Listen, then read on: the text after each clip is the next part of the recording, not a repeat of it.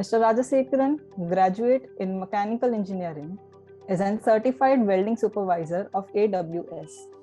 He has more than 39 years of experience in BHEL, including 16 years of experience in welding research. He has an experience in R&D of electrostatic precipitators and fabrication of boilers, auxiliaries with 46 IPRs to his credit. Mr. Rajasekaran has been a regular faculty member in course of welding and allied areas by Welding Research Institute, Indian Welding Society, Indian Institute of Metals, and Indian Society for Non-Destructive Testings. Today, he will be talking about advanced welding processes for heavy fabrication. So let's welcome Mr. Rajasekaran. I thank B2B for giving me this platform to share some of my knowledge with the participants. So within the given time, let me go for this presentation. Ladies and gentlemen, what you are seeing, the two bridges, what you are seeing is one across the river Brahmaputra and one across the river Chenab. They are going to be the two cornerstones, milestones of Indian infrastructure actually. Both the bridges are being constructed with the consultancy of WRI, and I am involved in the initial stages of these projects, and now we are happy to note that these projects have come up very nicely for the country. And before entering into that, let me have a quick introduction about Indian Welding Society for the benefit of the participants. It's a premier professional body for welding in India, and it is in its 20th year of its service for the welding fraternity in this part of the world. It has been registered under the Societies Act, and it is registered under 12A of Income Tax Act 1961 as a charitable trust. We are having centers and zones across the country, and we are one of the founder members of Asian Welding Federation, and we have launched student forums at various engineering colleges across the country. We conducted more than 100 seminars, conferences, workshops so far, and we are working with Mr. Dusseldorf India since 2003 to organize International Welding Symposium and Western Welding Cutting Show, and we are conducting a add-on course on welding technology for the BTech students, as well as a industry-based reality on welding technology for the polytechnic students, and we are conducting evening courses on welding technology for the freshers through online also now. We have trained and developed a below poverty line youth from across the country for becoming welders, and we are having more than 210,000 man-hours of training experience. We are bringing out a e-journal, a quarterly issue, and we issued many awards for the achievers as well as for the freshers. And I'm happy to share with you that AWS has conducted more than 120 webinars during the pandemic period.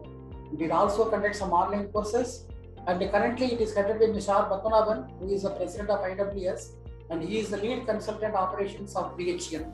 And we received the APSC Association Awards in the year 2019 as a Best Professional Association of the Year.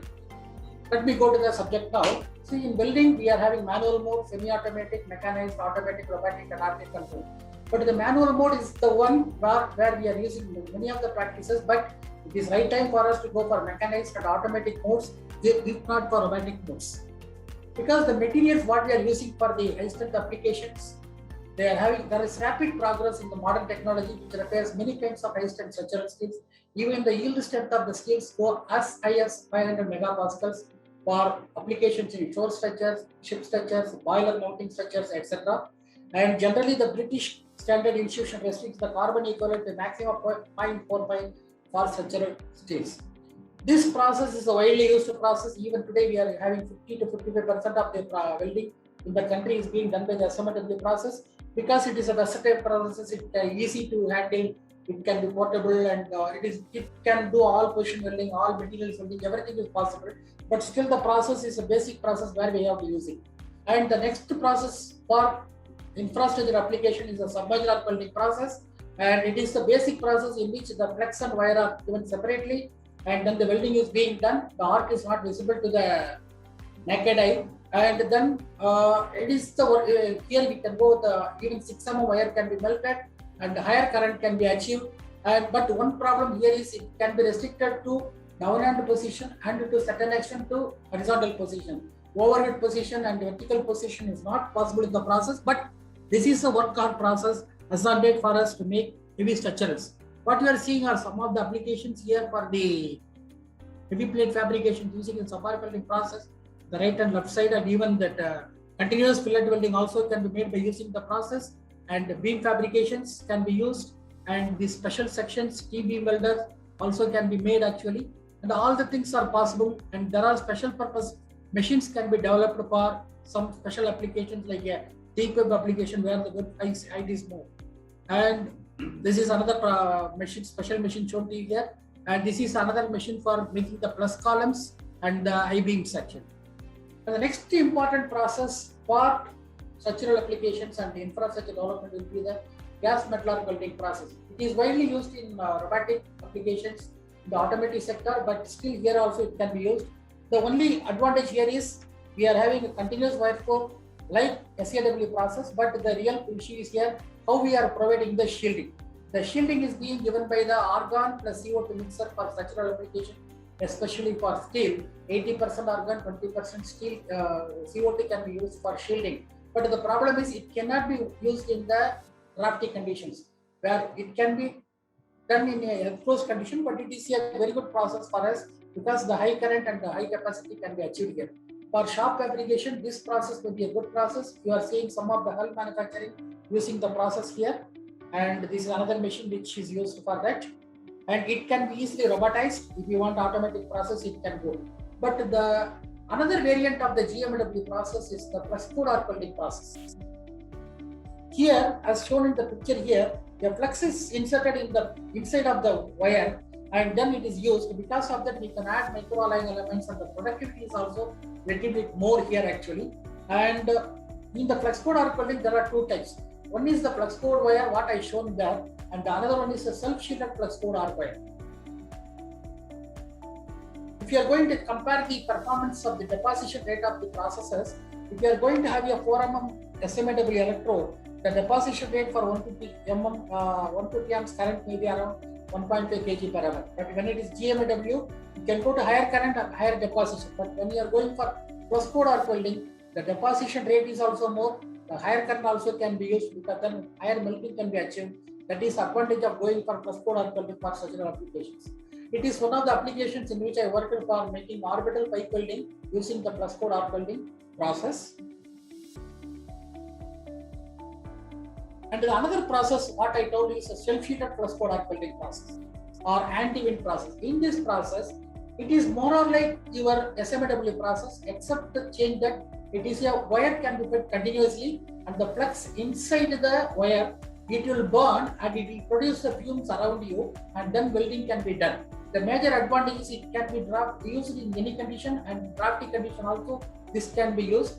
Experiments have been done, and the puller wires are available for structural applications, and using this process is going to be a critical application in my view for improving the productivity in structural applications.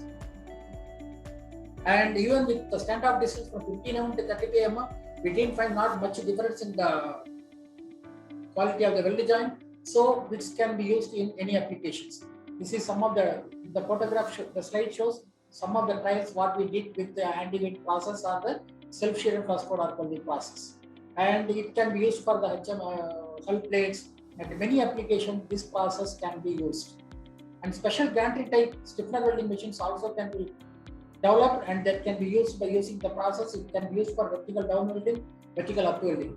The most important thing what I want to talk here is about the narrow gap welding.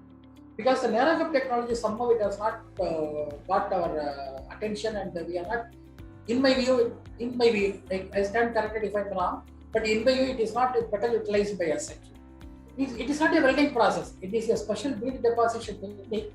I can show you the next slide. You can see that when you are having a GMW process or subbar welding process by narrow gap, the groove angle is going to be 1.5 to 3 or 0.5 to 2 degrees only. The depth of groove you can go up to 300 mm or 650 mm. That is advantage for the such thickness plate. If you think about a conventional edge preparation, then you have to remove lot of material, then you have to deposit lot of material. In that process, you have to give more heat input and more residual stress, more distortion to the material. Such things can be avoided when we are going to jump into narrow gap technology.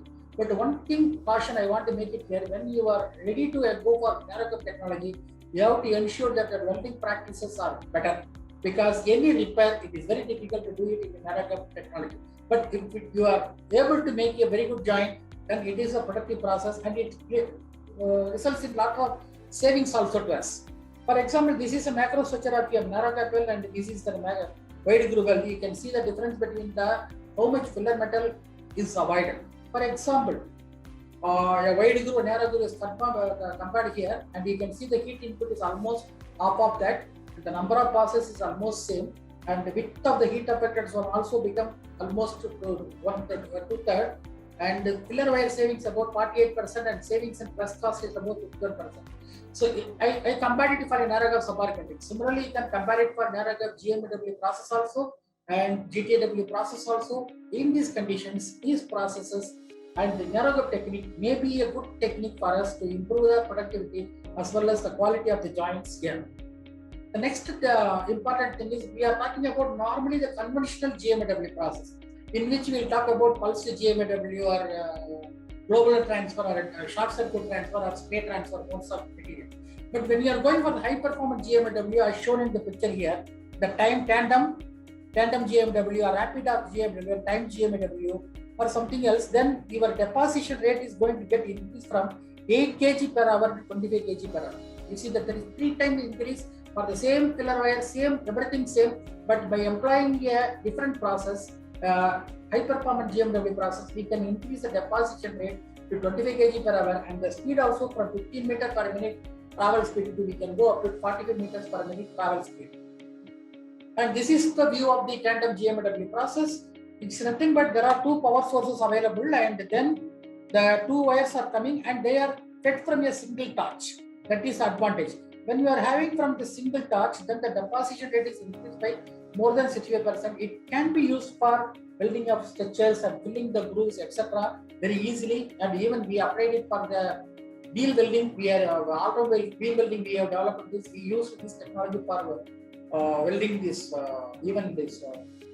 gas cylinders some time back. And you can see, you can compare both the macro graph of this conventional GMW and the tandem GMW. You can see the reduction number of passes, and the welding can be completed very quickly there. And the deposition rate with the tandem is going to be 18.4 kg per hour actually. And this is a view of a gantry robo what we developed for BHEL Bhopal, and it is for the welding the transformer side walls for the power plants. This is called a rapid arc technology, and you can see the difference between the conventional arc and the rapid arc. It is a deeper penetration here, and because of the deeper penetration, the joint quality can be increased. And it is the rapid arc increases the welding speed without any undercut or high weld reinforcement, and it increases the deposition rate. It's superior to both short circuit mode and the spray arc mode. Because of that, it can be used in any position welding, and we can get better penetration profile and sidewall fusion. And the good bead wetting is the major advantage of the rapid arc process. These are some of the components which are welded which can be welded by using the process, including the railways and the ship hull and this frame also. Everything can be welded by using the rapid arc process. It's a new development. And again, I'm coming to some of the developments in SAW process. The cold wire addition is a major contribution from WRI, Mr. Dr. Ramakrishnan, because he introduced a cold wire in the weld pool of the subarc welding wire. And by using this wire, same heat available in the weld pool, he melted one more wire, and it increased the deposition rate like anything.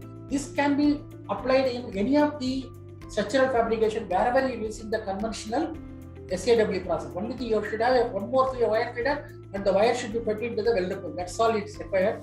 And this has been successfully applied for making the windmill towers at Tiruchirappalli. And this cold wire addition can be done in tandem subarc also. We can add the wire, one more wire we can add here, and multi-wire also we can add this cold wire, and these are all things possible. It's electro-gas welding process. It is a hybrid welding process of electro-slag welding, electro-gas GMW process. In electro-gas welding, we can weld 35 mm plate without edge preparation, single pass vertical condition. It is also good for structural applications. And the KTIC technology, and I think so Nimesh will talk more about this SWAT, Indian version of SWAT KTIC technology, keyhole technology welding. And it is the process where penetration can be up to 16 mm with single pass, with square edge preparations, with minimum consumables, and it can be applied for shipbuilding, railway wagons, and pipe manufacturers. This SWAT welding or keyhole welding has to take has to be commercialized and has to go to the fabrication shops in the country to enjoy the benefits. And flashbed welding is used for railways. And MIA welding is another welding to join the tubes and the components very easily. Without it's a solid state welding process, and it also can be used at the sites. You can see from the photograph, site welding it can be applied. And the magnetic pulse welding is another last process what I want to mention. To join tubes like this, we can use the magnetic pulse technology. This is also marketed in India, and all sources are available there. And this process can be used to join the power pipes very easily for us. That's all from me about the advanced welding processes, what we can think about to implement in the country for increase the quality and productivity in the infrastructure sector. Thank you very much for the opportunity.